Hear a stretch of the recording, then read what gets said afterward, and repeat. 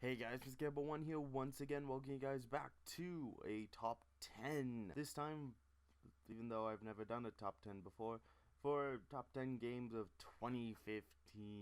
Yeah, I decided to do that. There is one rule with this list. It doesn't really matter when the game came out as long as I first played it in 2015. That's the only rule for this list. And without further ado, let's head on to number 10.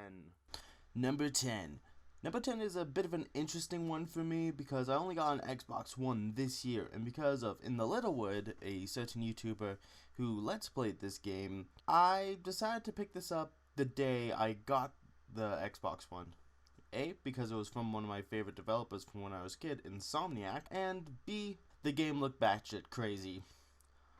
As for number 10, it's Sunset Overdrive. Sunset Overdrive is a bit of a interesting game to say the least. Its main gameplay gimmick seems to be you're an animated character in a apocalyptic standpoint, where your city is trapped in a giant wall.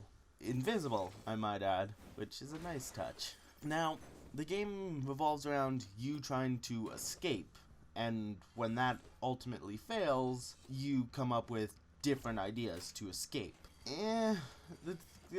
The story kind of gets old after a while, but you do meet some interesting characters like Floyd. He's one of the most interesting characters in the game, and you meet him pretty much right off the bat. There's also Forkim, a troop person in Brillcream's troop, and Brillcream is a fucking badass. Come on, he's in a fucking robot suit half the time. He's a fucking badass. It also has a crazy amount of weapons. It's so obscene that even when you see your weapons, it's interesting to see how many you actually have. But the overall gimmick of it is the OD, the overcharged, or yeah, OD, overdosed. They come in a variety of forms, from the regular to Pauper to Herker to Spawner to no, there's one more which is Blower, I think it's called. And there's also like the physical robots and the bandits that you need to deal with. Those are interesting enemy types because humans, monsters, and robots. Each weapon has a different way of dealing with them, although the AKFU just seems to be overall useful. I do have to say that the gunplay did get a little old after a while, but that may just be me. What else could I talk about this game? I think that's overall it. There's not really too many bosses, and when there is one, it's either really good or okay. Like one of the really good ones I can think of is the giant dragon, and an okay one is the boss after that, which is basically a roller coaster ride that you have to grind on. So anyway guys, without further ado, let's go on to number 9. Number 9 is a bit of an interesting one for me because it comes from one of my favorite animes ever, so much that it got me into the competitive play, where I've built my own version of a competitive style deck, and I've actually done okay to terrible in competitive play. But this one feels very close to home to me because of how much it feels like competitive play in some areas. But number 9 is Yu-Gi-Oh! Legacy of the Duelist. Yu-Gi-Oh! Legacy of the Duelist basically just a retelling of the original Yu-Gi-Oh! Storylines with some basic plot points here and there. It's not every duel in the series because, good God, that would take forever to get through them. There's just some key ones. There's Yugi versus Pegasus for a main example, Yugi versus Joey, Yugi versus Mai, I believe, or it was Joey versus Mai, I think it was Joey. Yeah, just some key ones there from Battle City. There's also key ones from GX, 5Ds, Zexal. There are some for Arc 5, or Arc V, whatever it's called, but they cost $5 for one duel. Like, yeah, the other DLC also costs $5, but $5 for one duel? Are you kidding me? For $5 I can get a pack that I could potentially pull a better card from. But yeah, $5 for one duel isn't worth it. Like, I have bought the Yu-Gi-Oh! I think the DLC for Zexal, and it came with more than one duel. So come on, people, that's just not right. But one thing that I find a little, well, there's two things I find annoying in this game, which is why it's ranked so low, is I can't play Yu-Gi-Oh! As some people would, like without the pop-up saying, hey, would you like to activate this card at this time? If it's a card like, for instance, Spellbinding Circle off the top of my head, it will pop up every 5 seconds. That gets really annoying really fast. There's also animations in the game. They're not the greatest, but some of them are better than others. Like, there's a Relinquish one, which I saw many times while dueling Pegasus. Ugh. There's also Dark Magician, Red Eyes Black Dragon, not for Summon Skull for some reason, even though Summon Skull was one of my favorites. Utopia, I assume Stardust Dragon, Elemental Hero Flame Wingman, I believe. And yeah, those are unskippable cutscenes. So you basically have to waste 10 seconds of a duel where you could be thinking out your next strategy. I don't know, that's just kind of annoying to me. But the reason this game makes my list is actually because of the way they structure cards in the game. Now this is something they've done in past Yu-Gi-Oh games as well, but I've only played a couple Yu-Gi-Oh games beforehand, where you buy your packs and you actually get random cards. Now, I haven't played any other Yu-Gi-Oh game where you have to buy your packs, but I do know they exist. Mainly because I think the only other Yu-Gi-Oh game I've ever played is you either gained cards by winning them, or gained cards by getting free packs from a magazine. From that old GBA Yu-Gi-Oh game for Battle City. You know the one I'm talking about. But yeah, those are my my only real complaints with the game. Like, the gameplay of it is pretty simplistic and sticks to the main formula of Yu-Gi-Oh! Easily. You do have the option when you're playing the story mode between your deck and the story deck. I always go with story deck because I like to make it not too easy for me, because I would exceed summon so much. So, yeah. Yu-Gi-Oh! Legacy of the Duelist makes my number 9. And now, on to number 8. This is the following day, which should tell you how bad I am at scheduling my time. But for number 8, I think we are on to Halo 5. Like I said earlier, I got the Xbox One earlier this year, so Halo 5 just seemed to be a natural choice kind of thing. One major complaint I kind of have with it, even though I haven't really finished the game, I'm a majority through it, so it's kind of short. Because I've definitely heard how many missions there are. I think it was 16 I heard, which isn't too long. But the missions themselves are pretty lengthy, so it's not a major complaint. I do like the fact that you can play as 2 different Spartans. Or what the hell is Locke? Spartan Hunter? I don't know. But the gun gameplay is pretty nice, pretty solid. Same as Halo 4. I do kind of prefer Halo 4 to Halo 5. Just because I played it first, and it was my first Halo game, so that was kind of my introduction to the Halo series. I'm not sure why people don't like Halo 4. I really don't. But anyway, other than that, I don't really have much else to say. Like I said, I haven't finished the game, so I'm not totally sure on where the story's going, but it's still pretty good nonetheless. Anyway, number 8 is Halo 5 Guardians, and on to number 7. Let me just get this out of the way first with number 7. It's so cute! And if you don't know what's so cute, number 7 is Yoshi's Woolly World for the Nintendo Wii U. Yoshi's Woolly World is such a good game. Like, I'm not finished this game as well with Halo 5, but good God, I love this game. It brings back all the old Yoshi style of gameplay that I'm used to from being a kid, because I played the Yoshi's Island when that came out for the GBA, and yeah, it brings back all the old gameplay, and not all of it. You don't have to hear Baby Mario's incessive whining. Ugh. But I do love the art style of it. Actually, it looks really cute, really colorful. It's its enemy design and its enemy placement is actually quite nice as well. Like, nothing seems too hard or too easy. It's kind of a nice mix. Though, one major complaint I have with the game is the bosses are really easy.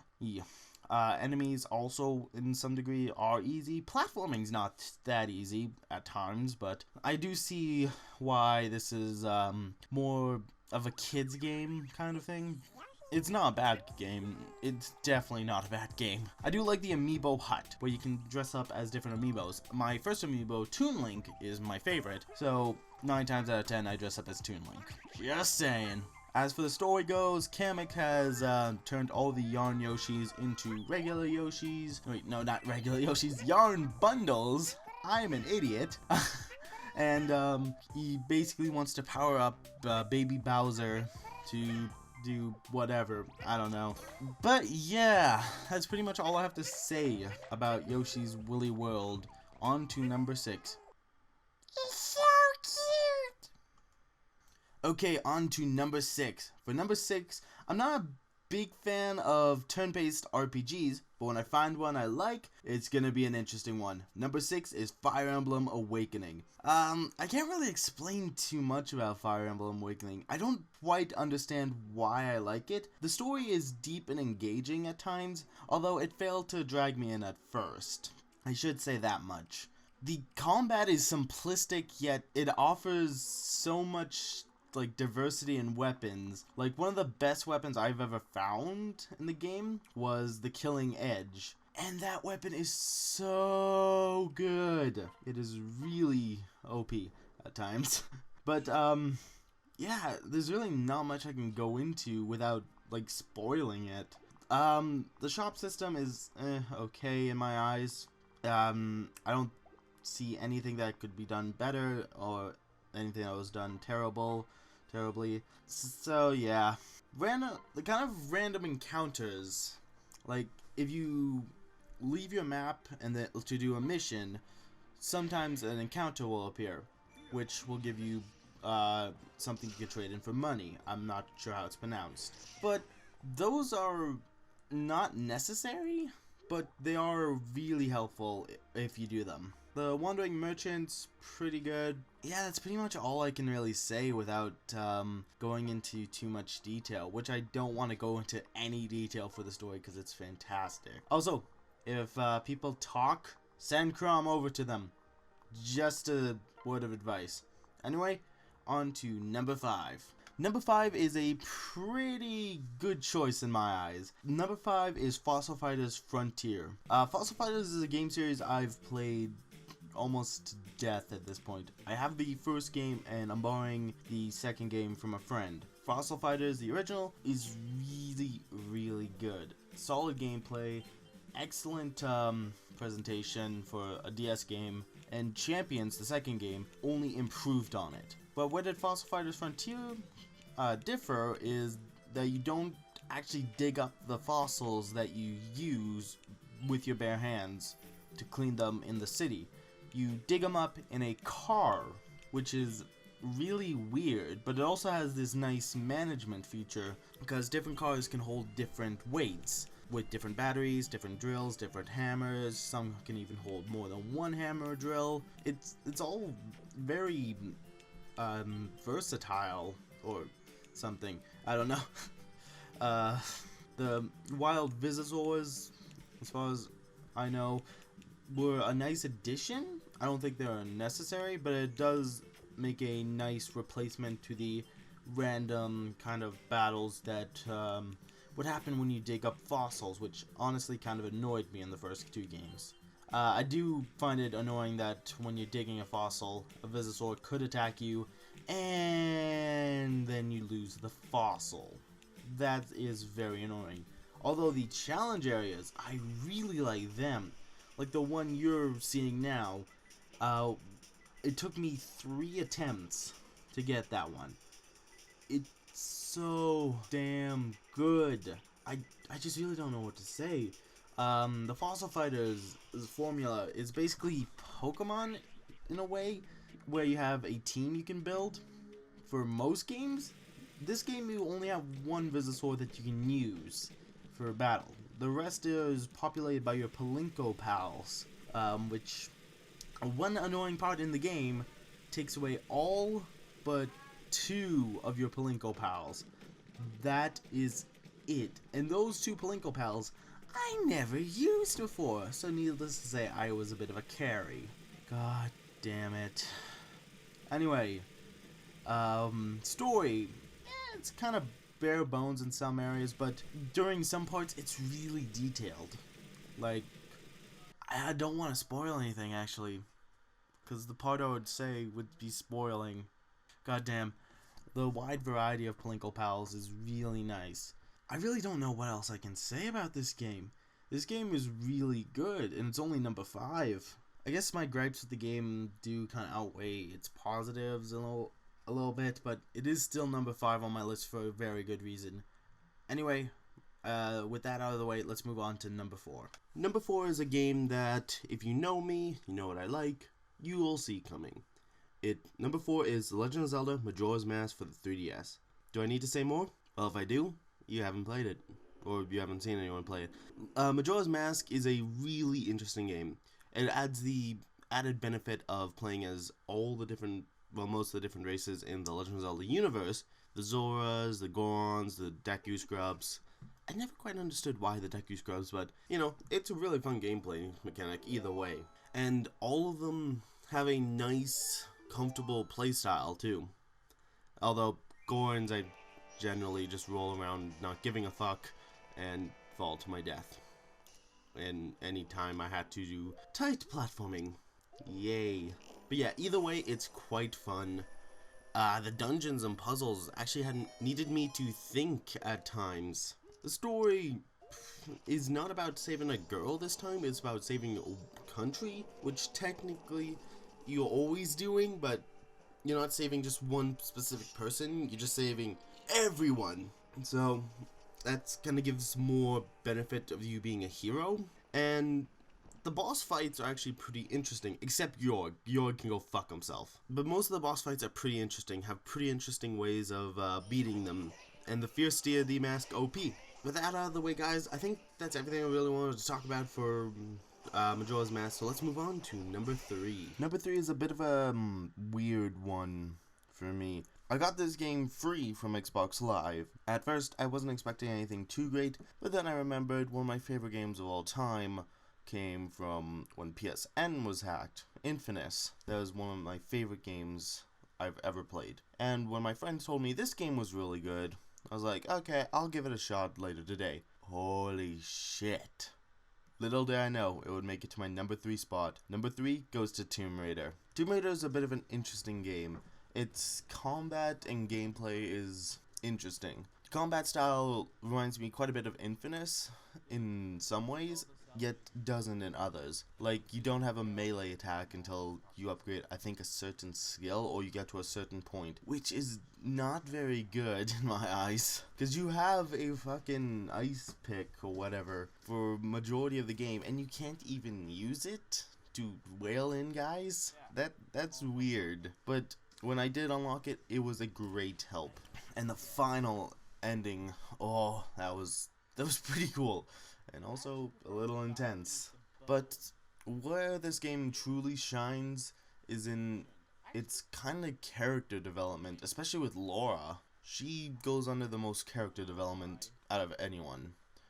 Sometimes to a point where I dislike Sam in particular for being that, oh, help me, help me, help me kind of thing. It really just didn't have enough to make me care in some areas, but I do thoroughly recommend this game to anyone, even if, regardless if you're a fan of third-person shooters.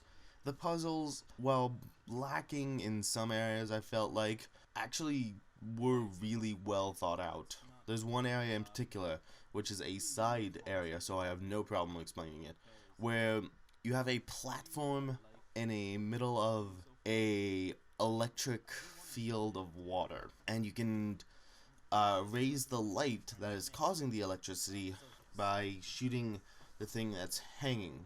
I'm very bad at explaining this.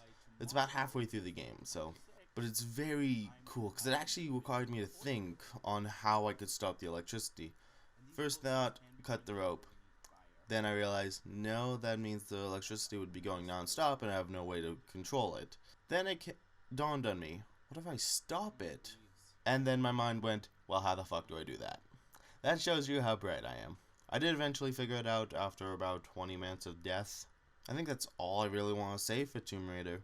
It's a really enjoyable game, and I do recommend it. I can't wait to pick up Rise of the Tomb Raider. The only reason I didn't, and it's not because of Fallout 4, it's because I'm broke as fuck. Anyway, on to number 2. We're on number 3. I know what I'm doing. Number 2, you've seen it on my channel before. It's Heroes of the Storm, Blizzard's MOBA. Oh god, I love this game. You'll mainly see me play as Murky, but on the off time, I will play as either Sonya, I am Sonya, or the new hero, Cho'Gall. Not an online for Cho'Gall, god no. But, they're all really fun and interesting characters to play as. Sonya, you could just go batshit crazy and tank anything. Murky, he's either very useful in team fights, which I don't think break out too often, or he's very useful at sieging, which is what I tend to do. And Cho'Gall, I'm still kind of testing him to see what he's good at, but he's really good at tanking, because he has the most fucking health in the game. Seriously, when you're a Murloc trying to go up against him, you're fucked right up the ass. Just saying. But yeah, all their abilities and the way you unlock the abilities is quite nice. I'm still hoping to get that hero variance on, skin variance on Murky. I'm only level 8 as him, which shows you how much I play the game. But it's still number 2 for a very good reason. I cannot recommend this game enough to anyone who's not really a fan of MOBAs, because this is my first MOBA, so mock me if you must, but this is a really good game. There's no story to it. It's just like, oh, Nexus brought you here. Beat the shit out of these guys. Okay, cool. The presentation looks nice. All the characters look really well fleshed out, and they don't look unnatural to be in the same place. Like, you could put Murky, Diablo, and a Zerg from StarCraft side by side together, and they look like they belong in the same world. Heroes of the Storm, number 2. And now, on to the big number 1. Number 1, the one and only game of 2015 that didn't come out in 2015. It came out way before 2015. This game is over 10 years old.